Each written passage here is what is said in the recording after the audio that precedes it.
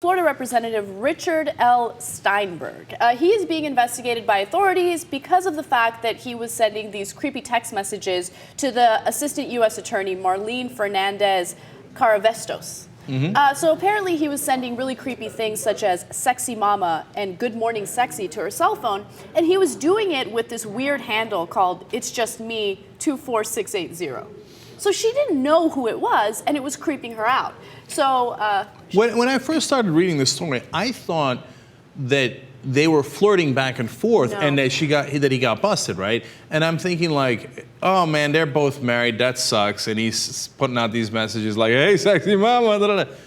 No, but it's a million times worse because this Meister never told her his real identity at all. She's just getting these random text messages like, hey, sexy mama. Yeah. And she's like, who is this? And he's like, oh, don't worry about it. I'm watching you. Okay, first of all, so she did ask, who is this, as any normal person would, and his response was, considering we're both married parents, probably best I not answer that at this point.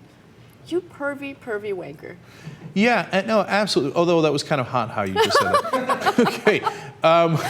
So, and the thing is, like, he starts telling her about her newly born son, her marriage, and she's like, geez, this guy knows me. What is going on? She must have been scared, right? And she's got this perv following her around, being like, oh, sexy mama, I just saw your son. And weirdo, right? It turns out they've known each other for 15 years. Yeah. And that makes it even worse. So finally she went into the police and she's like, can you figure out who this is? And the funny thing is, the cops are like, yeah, it's actually really easy. Boom, boom, they figured it out. And it's this lawmaker.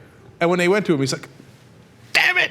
This guy is such a clown because they easily matched this handle to a Yahoo account. You would think you'd use a different handle. I don't know, if you don't want to get caught, I don't know, it might be a better idea. But he apparently did not think that it would ever get investigated. Yeah, like you think that somebody who's going to go through these kind of shenanigans would like have at least some degree of knowledge where he could like hacker it up, at least do some sort of tricky baziki move. Yeah. So that like you have to go through 2 layers deep before you get to him. He's like, okay, anyway, here's my name, and I will sign up for It's Not Me 24810 or whatever it was that he did, right? Yeah. And they're like, oh, cops are like, that was easy. So when they go to him, they're like, was it you? He's like, yeah, you got me. Yeah.